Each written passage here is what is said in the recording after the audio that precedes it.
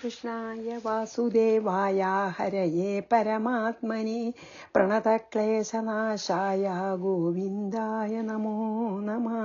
ശ്രീമദ് ഭാഗവതം ദശമസ്കന്ധം 65-ാം അധ്യായം. ബലരാമൻ യമുനാ നദിയെ വിളിച്ചു അടുത്തേക്ക്. അപ്പോൾ യമുനാ നദി ബലരാമൻ്റെ അർത്ഥനെ അവഗണിച്ചുകൊണ്ട് ഒഴുകിപ്പോയി, തിരിച്ച് അടുത്തേക്ക് വന്നില്ല.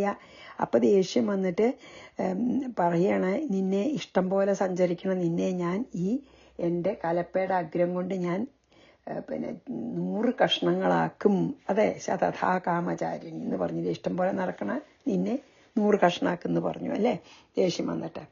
അപ്പം നമുക്കിനി 25 വായിക്കാം. ഏവം നിർഭത്സിതാ ഭീതാ യമുനാ യദുനന്ദനം ഉവാച ചകിതാ വാചം പതിതാ പാദയോർനൃപ.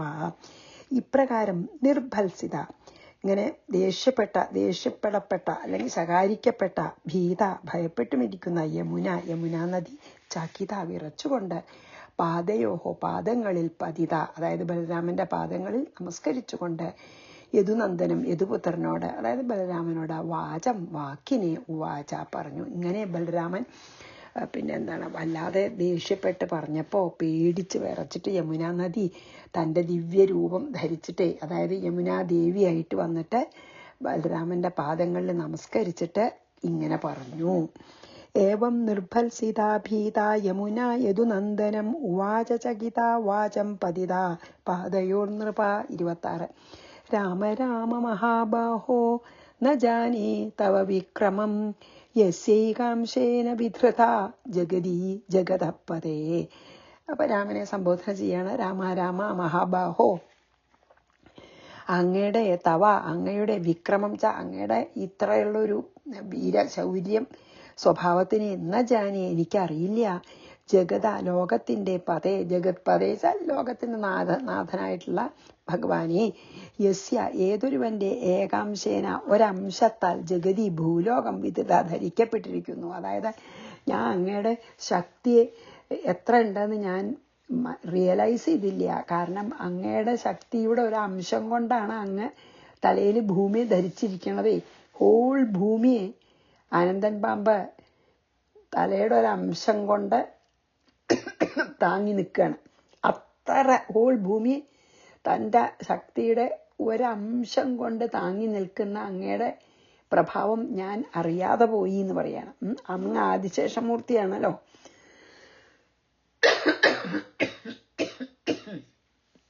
അപ്പൊ അത്ര പ്രഭാവമുള്ള അങ്ങയുടെ പ്രഭാവം ഞാൻ അറിഞ്ഞില്ല എന്ന് പറഞ്ഞു. അത്രയും ശക്തിയുള്ള ആളാണല്ലോ. രാമ രാമ മഹാബാഹോ ന ജാനേ തവ വിക്രമം യസ്യൈകാംശേന വിധത ജഗതി ജഗതപതേ. അപ്പോൾ 27. പരംഭാവം ഭഗവതോ ഭഗവൻ മമ ജാനതീം മോക്തുമർഹസി വിശ്വാത്മൻ പ്രപന്നം ഭക്തവത്സല. ഭഗവാനെ ഭഗവാന്റെ പരംഭാവം, ഈ ഉത്കൃഷ്ട ഭാവത്തെ അജാനതി എനിക്കറിഞ്ഞില്ല, അറിയാത്തവളും പ്രപന്ന അങ്ങയിൽ ശരണം പ്രാപിച്ചവളുമായ മാം എന്നെ, വിശ്വാത്മൻ എല്ലാവരുടെയും അന്തര്യാമിയായിട്ടുള്ള ഭഗവാനെ, അതായത് ഭഗവാനും ബലരാമനും ഒന്നാണെന്നുള്ള പോലെയാണ്. അതുകൊണ്ടാണ് എല്ലാവരെയും അന്തര്യാമി എന്ന് പറയുന്നത്. ഭക്തവത്സല, മോക്തും എന്നെ മോചിക്കാനായിക്കൊണ്ട്, അതായത് എനിക്ക് മോക്ഷം തരാനായിക്കൊണ്ട് അർഹിക്കുന്നു.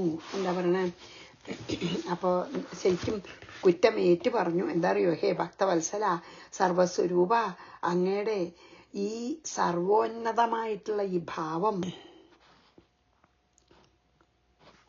അപ്പം ഹേ വിശ്വാത്മൻ ഭഗവാൻ, അങ്ങയുടെ ഈ അങ്ങയുടെ ഇത്രയുള്ള സർവോന്നതമായിട്ടുള്ള ഈ ഭാവം അറിയാത്തവളും അങ്ങയെ ശരണം പ്രാപിച്ചവളും ആയ എന്നെ മോചിപ്പിക്കുവാൻ അങ്ങ് അർഹനാകുന്നു. മീൻസ് എനിക്ക് മോക്ഷം തരണം എന്ന് പറയാണ്. അതായത് വലിച്ചു കൊണ്ടുവന്നുല്ലോ, അപ്പൊ അതിന്ന് മോചനം തരണം പറയാണ് കേട്ടോ. ഇനി പരംഭാവം ഭഗവതോ ഭഗവൻ മമജാനതി മോക്തുമർഹസി വിശ്വാത്മൻ പ്രപന്നാം ഭക്തവത്സല. 28. തതോ വ്യമുഞ്ചത് യമുനാം യാചിതോ ഭഗവാൻ ബല വിജഗാഹ ജലം സ്ത്രീഭി കരേണുഭിരിവരേ ഭരാട്ട്. കരേണുഭി ഇവേഭരാട്ട് യാചിത മീൻസ് അങ്ങനെ അർത്ഥിക്കപ്പെട്ട ഭഗവാൻ അതായത് ബലരാമൻ ഇങ്ങനെ ഈ യമുനാ നദിയാൽ പ്രാർത്ഥിക്കപ്പെട്ട ബലരാമൻ തഥാ അതിനുശേഷം യമുനയെ വ്യമുഞ്ചത് മോചിപ്പിച്ചു. അതായത് ആ കലപ്പുകൊണ്ട് ഇങ്ങനെ വലിച്ചുല്ലോ, ആ കലപ്പ വിട്ടു. കരേണുഭി അതായത് പിടിയാനകളോടുകൂടി ഇഭരാട്ട് മതി അതായത് ആണാനകളെ പിടിയാനകളോടുകൂടി എന്ന പോലെ സ്ത്രീകളോടുകൂടി ജലത്തെ വിജഗാഹ പ്രവേശിച്ചു. അതായത് ജലക്രീഡയ്ക്ക് വിളിച്ചപ്പോ വരാഞ്ഞപ്പോഴാണല്ലോ ഇങ്ങനെ ഈ കലപ്പോണ്ട് ഇങ്ങനെ വലിച്ചത്. അപ്പൊ ഇപ്പൊ വന്ന് പിന്നെ എന്താണ് ഇങ്ങനെ പ്രാർത്ഥിച്ചപ്പോ പിന്നെ വേഗം വിട്ടു.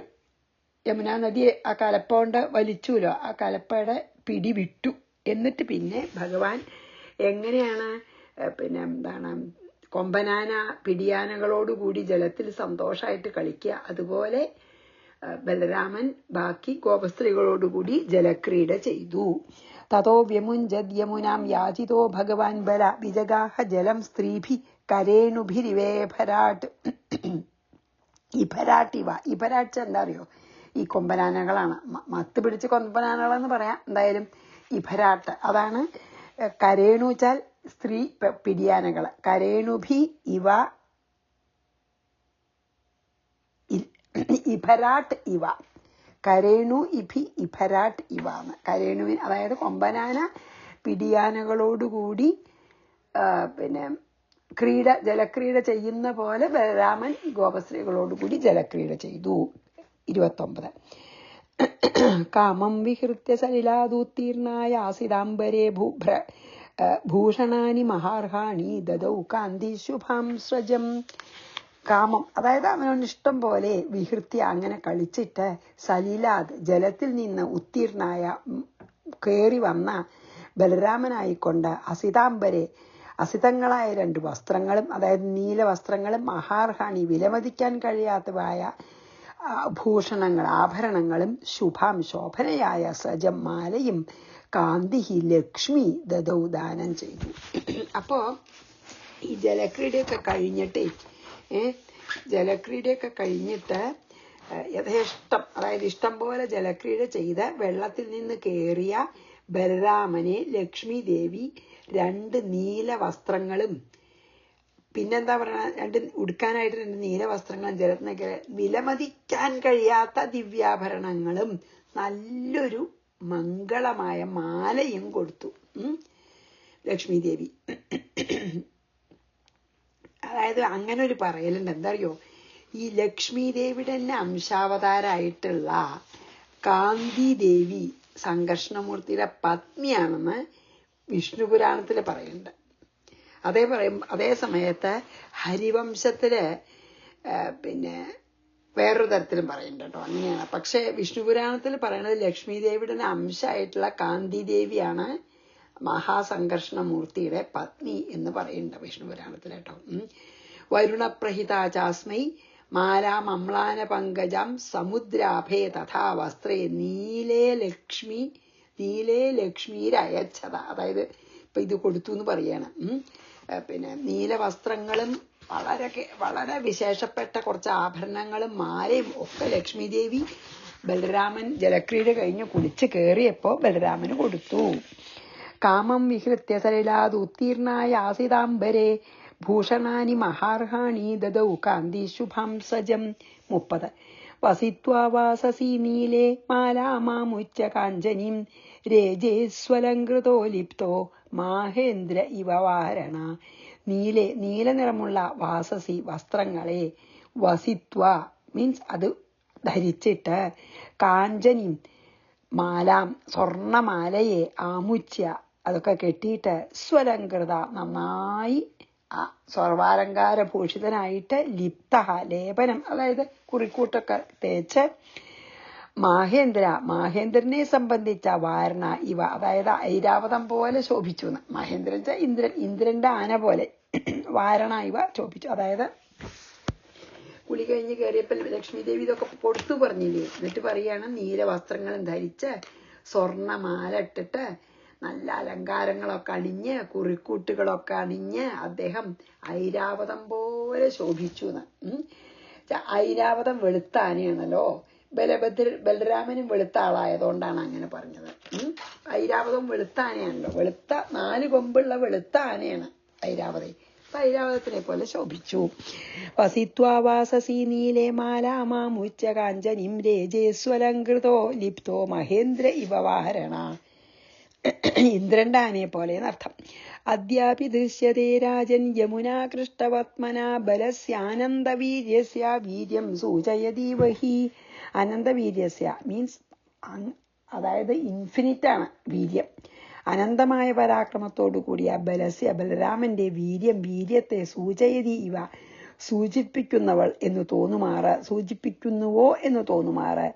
ഹേ രാജാവേ, പരീക്ഷിത മഹാരാജാവേ, ആകൃഷ്ടവർമ്മന ആകർഷിക്കപ്പെട്ട വഴിയിൽ കൂടി അദ്യാപി ഇപ്പോഴും യമുന ദൃശ്യത. അതായത് എന്താ അറിയോ പറയണ ഇതില്, ഈ ഹേ പരീക്ഷിത മഹാരാജാവേ, പിന്നെ ഈ അങ്ങേയറ്റം ബലശാലിയായിട്ടുള്ള ഈ ബലരാമന്റെ വീര്യത്തെ സൂചിപ്പിക്കാനോ അല്ലെങ്കിൽ ആ ബലരാമന്റെ വീര്യം നമുക്ക് കാണിച്ചു തരാനോ എന്ന് തോന്നുമാറ് ഇന്നും കാളിന്തി ബലരാമൻ വലിച്ചില്ലേ ആ വഴി കൂടെ തന്നെയാണ്. ബലരാമനാൽ ആ വലിക്കപ്പെട്ട വഴിയിൽ കൂടി തന്നെ ഒഴുകുന്നു ഇന്നും.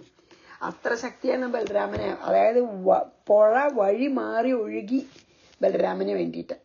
ബലരാമൻ കലപ്പോണ്ട് വലിച്ചപ്പോ യമുനാ നദി ബലരാമന്റെ വീര്യത്തിനെ മാനിച്ചുകൊണ്ട് പിന്നെ അന്ന് തൊട്ട് ബലരാമൻ വലിച്ചപ്പോ വഴി മാറേണ്ടി വന്നു യമുനാ നദിക്ക്. ആ പുതിയ വഴി കൂടെയാണ് പിന്നെ ഇന്ന് വരെയും ഒഴുകണമെന്ന്. അത് ബലരാമന്റെ വീര്യത്തിനെ കാണിക്കുവാനോ എന്ന് തോന്നുമാറ് യമുനാ നദി വഴി മാറി ഒഴുകുകയാണ് ഇപ്പോ. അതാണ് പറഞ്ഞത്. പരീക്ഷിത മഹാരാജാവിനോട് ശുഗബ്രഹ്മർഷി പറയാണ്, അദ്യാപി ദൃശ്യതേ രാജൻ യമുനാ കൃഷ്ടവത്മന ബലസ്യാനന്ദ വീര്യസ്യ വീര്യം സൂചയതീവഹി. വീര്യം സൂചിപ്പിക്കാനോ എന്ന് തോന്നുമാറ് വഴി മാറി ഒഴുകുണ്ടെന്ന്. അതായത് ബലരാമൻ വലിച്ചില്ലേ ആ വഴി. അപ്പൊ കുറച്ച് വഴി മാറി. ഇനി അവസാനത്തെ ശ്ലോകമാണ് 65-ാം അധ്യായത്തിലത്തെ. ഏവം സർവാനിശായാത ഏകേവരമതോ വ്രജേ രാമസ്യ ക്ഷിപ്തചിത്തസ്യ മാധുര്യേർവജയോഷിതാം. ഏവം ഇപ്രകാരം വ്രജയോഷിതാം വ്രജസ്ത്രീകളുടെ മാധുര്യങ്ങളാൽ മധുരവാക്കുകളൊക്കെ ആക്ഷിപ്ത ചിത്തസ്യ ആകർഷിക്കപ്പെട്ട മനസ്സോടുകൂടിയും വ്രജത്തിൽ രമിക്കുന്നവനുമായ രാമന്റെ സർവാഹ നിശ എല്ലാ രാത്രികളും ഏകാനിശ ഇവ ഒരു രാത്രി പോലെ യാതാഹ കഴിഞ്ഞു. അതായത് സമയം വേഗം പോയി എന്ന് പറയണം. എന്താ പറഞ്ഞാൽ ഈ ഗോപികമാരുടെ മധുരമായിട്ടുള്ള ലീലകളാൽ അപഹൃത ചിത്തനായിട്ട് ബലരാമൻ അത്ര ഗോപികളോടൊക്കെ വളരെ സ്നേഹമായി. അതായത് ഗോപികമാരെ ബലരാമന്റെ ചിത്തത്തെ അപഹരിച്ചു എന്ന് നമുക്ക് വേണമെങ്കിൽ പറയാം. അപ്പൊ ഗോപികമാരുടെ ഈ മധുര ലീലകളാൽ അപഹരിക്കപ്പെട്ട ചിത്തത്തോടിയ ബലരാമൻ ഗോകുലത്തിൽ രമിച്ചുകൊണ്ടിരിക്കെ എല്ലാ രാത്രികളും ഒരേ രാത്രി പോലെ അവർക്ക് കഴിഞ്ഞതായിട്ട് തോന്നി. എന്ന് വെച്ചാൽ അത്ര വേഗം അവർക്ക് സമയം പോയി. ഇങ്ങനെ ബലരാമന്റെ കൂടെ കഴിഞ്ഞപ്പോ എല്ലാ രാത്രികളും കൂടി ഒരു രാത്രിയായി കഴിഞ്ഞതുപോലെ തോന്നിയുള്ളൂ. അത്ര സന്തോഷമായിരുന്നു അവർക്ക്. അതുകൊണ്ട് പിന്നെ അത്ര ദിവസമൊന്നും ബലരാമൻ വ്രജത്തിൽ താമസിച്ചു എന്ന് തോന്നിയില്ല.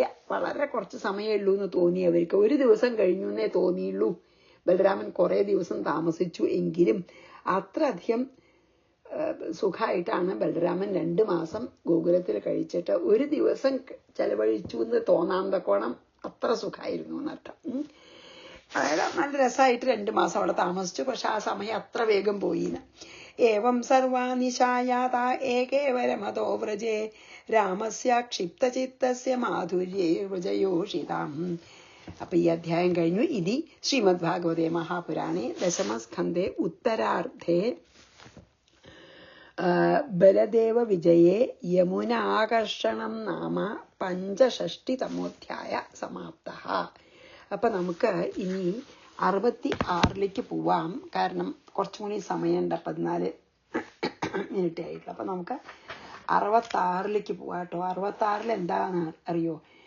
ഈ പൗണ്ഡ്രകനെയും കാശിരാജാവിനെയും ഭഗവാൻ വധിച്ച പൗണ്ഡ്രക വാസുദേവന്റെ കഥയാണ് 66. ബലരാമന്റെ കഴിഞ്ഞിട്ട് നമ്മള് പൗണ്ഡ്രക വാസുദേവന്റെ കഥ, എന്നിട്ട് പിന്നെ പൗണ്ഡ്രക വാസുദേവന്റെ കൂട്ടുകാരനായിട്ടുള്ള കാശിരാജാവിനെയൊക്കെ വധിക്കും. അതായത് ശ്രീകൃഷ്ണന്റെ വേഷം കെട്ടിയിട്ട് പൗണ്ഡ്രകന്റെ നല്ല കഥയാണ്, കുട്ടികൾക്കൊക്കെ നല്ല തമാശയായിട്ടുള്ളൊരു കഥയാണ്. ഓം നമോ ഭഗവതേ വാസുദേവായ. ശ്രീമദ് ഭാഗവതം ദശമസ്കന്ധം 66 അധ്യായം. ശ്രീശുക ഉവാച. 1. നന്ദവ്രജം ഗതേ രാമേ കരൂഷാധിപതിർനൃപ വാസുദേവോഹമിത്യജ്ഞോ ദൂതം കൃഷ്ണായ പ്രാഹിണോത്. രാമേ, ബലരാമൻ നന്ദവ്രജം നന്ദഗോകുലത്തെ ഗതനായിരിക്കുമ്പോൾ, അതായത് ബലരാമൻ പോയർക്കാണല്ലോ,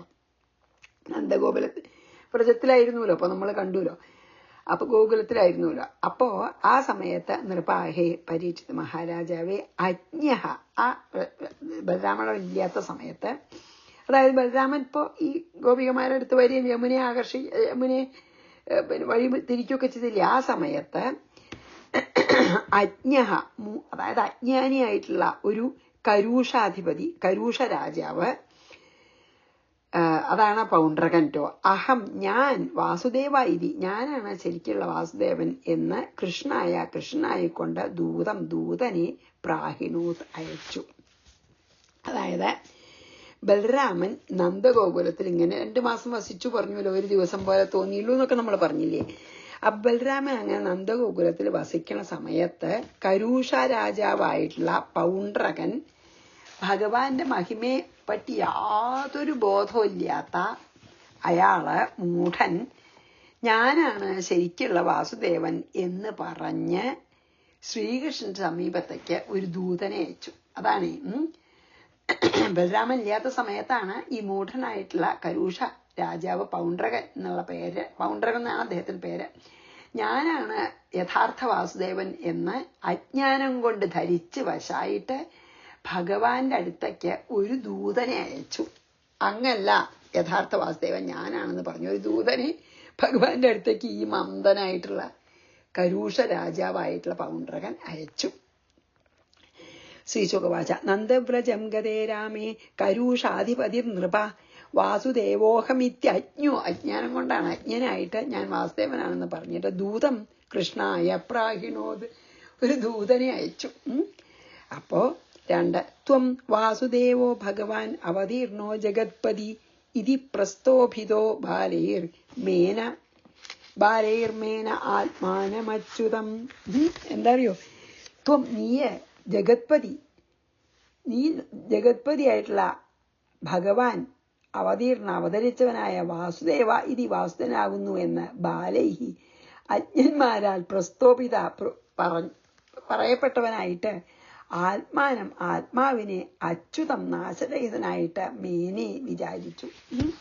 എന്താ പറഞ്ഞാൽ ഈ ജഗത്പതിയായിട്ടുള്ള ഭഗവാൻ വാസുദേവൻ അങ്ങാണ്, ദൂതം പറഞ്ഞതാട്ടോ, ജഗത്പതിയായിട്ടുള്ള ഭഗവാൻ വാസുദേവൻ അങ്ങാണെന്ന് അജ്ഞരായ ബാലന്മാര് പറഞ്ഞത് കാരണം അയാൾ താൻ സാക്ഷാൽ ഭക്തവത്സലനായ ഭഗവാൻ എന്ന ധാരണ പുലർത്തിയെന്ന്. അതായത് എന്താ പറഞ്ഞാൽ ഈ പൗണ്ഡ്രക വാസുദേവനോട് അവിടെ ചില കുട്ടികളും അജ്ഞാനികളായിട്ടുള്ള കുറെ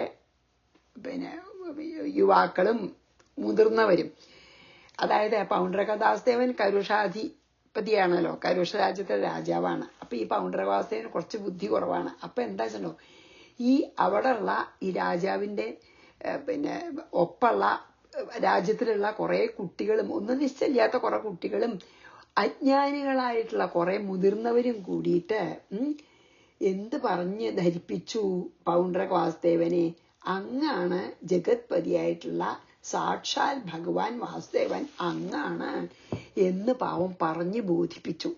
അപ്പൊ പൗണ്ഡ്രകദാസന് അത്ര ഒരു നല്ലൊരു മിടുക്കനായിട്ടുള്ള ഒരു ബുദ്ധി, കുറച്ചൊരു മന്ദബുദ്ധിയാണ്. അതുകൊണ്ടാണ് കുട്ടികളും അജ്ഞാനികളായിട്ടുള്ള കുറച്ച് തലമുതിർന്ന ആൾക്കാരും അങ്ങ് ജഗത്പതിയായിട്ടുള്ള സാക്ഷാൽ ഭഗവാൻ വാസുദേവനാണെന്നാണ് പറഞ്ഞ് ധരിപ്പിച്ചപ്പോ അത് വിശ്വസിച്ചു.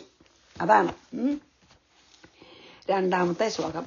ത്വം വാസുദേവോ ഭഗവാൻ അവതീർണോ ജഗത്പതി ഇതി പ്രസ്തോഭിതോ, അങ്ങനെ പ്രോത്സാഹിപ്പിച്ച് പറഞ്ഞു. ബാലൈർമേന ആത്മാനമച്യുതം പാവം. അങ്ങനെ അപ്പൊ താൻ ശരിക്ക് താനാണ് ഭഗവാൻ വാസുദേവൻ എന്ന് അങ്ങോട്ട് വിശ്വസിച്ചു പൗണ്ഡ്രകൻ. 3 ദൂതഞ്ച പ്രാഹിണോന്മന്ദ കൃഷ്ണായ അവ്യക്തവത്മനി ദ്വാരകായാം യഥാ ബാലോ നൃപോ ബാലകൃതോ ബുധ. ബാലകൃത കുട്ടികളാൽ ഇങ്ങനെ പറഞ്ഞ അബുധ ഈ അജ്ഞാനിയായ ബാലനൃപ യഥാ ഒരു അതായത് വളരെ ചൈൽഡ് ലൈക്കാണ്, അത്രയ്ക്ക് ബുദ്ധിയുള്ളൂ. അങ്ങനെ ചൈൽഡ് ലൈക്കായിട്ടുള്ള കുട്ടിയായ രാജാവ് എന്ന പോലെ മന്ദബുദ്ധിയായിട്ട് ദ്വാരകായാം ദ്വാരകയിൽ അവ്യക്തപത്മനെ, അതായത് എങ്ങനെയാണ് ഭഗവാൻ ദ്വാരകയിൽ ഇരിക്കണമെന്ന് അറിയാൻ കഴിയാതെ, ഭഗവാന്റെ മഹത്വമൊന്നും അറിയില്ല, കൃഷ്ണനായിക്കൊണ്ട് ദൂതനെ പ്രാഹിണോദിച്ച അയച്ചു. കഷ്ടം. അതായത് ഈ കുട്ടികളെ രാജാവായിട്ട് കളിക്കൂലോ, രാജാവും പ്രജകളും ഒക്കെ ആയിട്ട് ചിലപ്പോൾ കുട്ടികൾ കളിക്കൂലോ, കള്ളനും പോലീസും പോലെ. അപ്പോ കുട്ടികൾ രാജാവാക്കി വാഴിച്ച ഒരു കുട്ടി രാജാവിനെ പോലെ ആ മന്ദബുദ്ധിയായിട്ടുള്ള ആ പൗണ്ഡ്രകൻ ആ ഭഗവാന്റെ സമീപത്തേക്ക് ഇതും പറഞ്ഞൊരു ദൂതനെ അയച്ചു എന്ന്. അതാ പറഞ്ഞ സാധാരണ ഈ ചെറിയ കുട്ടികളൊക്കെ കളിക്കുമ്പോ ഒരാള് രാജാവാണെന്നൊക്കെ പറഞ്ഞ് പിന്നെ കളിക്കൂല അവര്, ബാക്കിയുള്ളവർ ഭടന്മാരാ ഭൃത്യന്മാരാന്നൊക്കെ പറഞ്ഞ അതുപോലെ പറഞ്ഞപ്പോഴേക്കും ഇയാൾക്കത് ബോധ്യായി, അയാളെന്നെ രാജാവെന്ന് വിചാരിച്ചു. മൂഢനാണ്, മന്ദബുദ്ധിയാണ്. എന്നിട്ട് ഈ മന്ദബുദ്ധിയായിട്ടുള്ള താൻ തന്നെയാണ് ജഗത്പതിയായിട്ടുള്ള വാസുദേവൻ ഉറച്ചു വിശ്വസിച്ചിട്ടാണ് പൗണ്ഡ്രകൻ ദ്വാരകയിൽ വസിക്കുന്ന വാസുദേവന്റെ അരികത്തേക്ക് ഒരു ദൂതനെ അയച്ചത്. ദൂതം ച പ്രാഹിണോന്മന്ദ കൃഷ്ണായ അവ്യക്തവത്മനി ദ്വാരകായാം യഥാ ബാലോ നൃപോ ബാലകൃതോ ബുധ. പാവം, അത്ര ബുദ്ധിയില്ല. ദൂതസ്തു ദ്വാരകാമേത്യ സഭായാമാസ്ഥിതം പ്രഭും കൃഷ്ണം കമലപത്രാക്ഷം രാജസന്ദേശമബ്രവീത്. ആ പൗണ്ഡ്രക വാസുദേവൻ അയച്ച ദൂതഹത്തു എന്ന് പറഞ്ഞില്ലേ, ആ ദൂതൻ എന്താ ചെയ്ത്, ദൂതനാവട്ടെ ദ്വാരകയിൽ എത്തിയിട്ട് സഭായാം, അതായത് പിന്നെ സഭയിൽ വന്നിട്ട് സുധർമ്മ എന്നുള്ള ഒരു സഭയിലാണ് എപ്പോഴും, അവിടെ ദർബാറൊക്കെ സുധർമ്മ എന്ന് പറഞ്ഞൊരു ബിൽഡിങ്ങിലാണ്. സുധർമ്മയില് അതായത് സ്വർഗത്തുനിന്ന് കൊടുന്ന ഒരു ദർബാറാണ്. അവിടെ ആസ്ഥിതം ഇരിക്കണ, അതായത് സുധർമ്മയിൽ ഇരിക്കണ അല്ലെങ്കിൽ ദ്വാരകയിലത്തെ ആ പിന്നെ സഭയിൽ ഇരിക്കണ പ്രഭുവും കമലപത്രാക്ഷം താമരകളോടുകൂടിയ കണ്ണുകളുമായ കൃഷ്ണനോട് രാജസന്ദേശം, ഈ ദൂതന്റെ രാജാവായിട്ടുള്ള പൗണ്ഡ്രകൻ പറഞ്ഞ സന്ദേശത്തെ അബ്രവീത് പറഞ്ഞു എന്ന്. ദൂതൻ, അതായത് പൗണ്ഡ്രകൻ അയച്ച ദൂതൻ ദ്വാരകയിൽ ചെന്ന് സഭയിൽ ഇരിക്കുന്ന സർവേശ്വരനും കമലപത്രാക്ഷനും പ്രഭുവും ആയ കൃഷ്ണനോട് രാജാവിന്റെ സന്ദേശം അറിയിച്ചു. പൗണ്ഡ്രകന്റെ സന്ദേശം കൃഷ്ണനെ അറിയിച്ചു. ദ്വാരകയിൽ വന്നിട്ട് ദൂതസ്തു ദ്വാരകാമേത്യ സഭായാമാസ്ഥിതം പ്രഭും കൃഷ്ണം കമലപത്രാക്ഷം രാജസന്ദേശം അബ്രവീത്. ഇനി നമുക്ക് എന്താ നോക്കാം. 5 വാസുദേവോവതീർണോഹമേക ഏവ ന ചാപര ഭൂതാനാമനുകമ്പാർത്ഥം ത്വം തു മിഥ്യാഭിധാം ത്യജ. എന്താ പറഞ്ഞറിയോ, ഭൂതാനാം ഈ സർവഭൂതജാലങ്ങളുടെയും നേരെ അനുകമ്പാർത്ഥം ദയ കാണിക്കാനായിക്കൊണ്ട് അവതരിച്ചിരിക്കുന്ന വാസുദേവൻ അഹം ഞാൻ ഏക എല്ലാവരെയും രക്ഷിക്കാനായിട്ട് അവതരിച്ച ഭഗവാൻ വാസുദേവൻ ഞാൻ തന്നെ, അപര അന്യൻ എന്നുവെച്ചാ ഞാൻ തന്നെയാണ്, വേറെ ആരുമല്ല. ത്വം തു നീയാവട്ടെ മിഥ്യാഭിധാം നീയ് കള്ളപ്പേരെടുത്തിട്ട് കൃഷ്ണനാണെന്ന് പറയാണ്, ആ കള്ളപ്പേരിനെ ത്യജ ഉപേക്ഷിച്ചാലെന്ന്. എന്താ പറയൂ, ഭഗവാനോട് പറയാണ് ഈ ദൂതനെ, ഇതാണ് സന്ദേശം. പൗണ്ഡ്രകന്റെ സന്ദേശം എന്താ, ഈ സകല ജീവജാലങ്ങളുടെയും നേർക്ക് അനുകമ്പ കാണിക്കാനായിക്കൊണ്ട്, അല്ലെങ്കിൽ എല്ലാ സർവ്വജീവജാലങ്ങളെയും രക്ഷിക്കാനായിട്ട് അവതരിച്ച, എല്ലാവരോടും ദയോടുകൂടി അവരെ അനുകമ്പയോടുകൂടി അവരെ രക്ഷിക്കാനായി അവതരിച്ച ഭഗവാൻ വാസുദേവൻ ഈ ഞാൻ ഒരാൾ മാത്രമാണ്, ഞാൻ തന്നെയാണ് ആ ഭഗവാൻ വാസുദേവൻ. ഞാനാണ് എല്ലാ സർവ്വജീവജാലങ്ങളെയും ദയോടു കൂടിയിട്ട് രക്ഷിക്കാനായിട്ട് കൃഷ്ണനായി അവതരിച്ച ഭഗവാൻ കൃഷ്ണൻ വാസുദേവൻ ഞാൻ തന്നെയാണ്, മറ്റാരുമല്ല. താങ്കള് എന്റെ പേര് തെറ്റായി ഉപയോഗിച്ചതാണ്. അങ്ങാണ് കൃഷ്ണൻ, അങ്ങ് വെറുതെ പറയാണ് ഞാനാണ് ശരിക്കും കൃഷ്ണൻ. അതുകൊണ്ട് അങ്ങ് ആ കൃഷ്ണനാണ് ഞാൻ എന്നുള്ള, അല്ലെങ്കിൽ വാസുദേവനാണെന്നുള്ള ആ ഭാവവും ആ പേരും ഉപേക്ഷിച്ചോളൂ എന്ന് പറഞ്ഞു.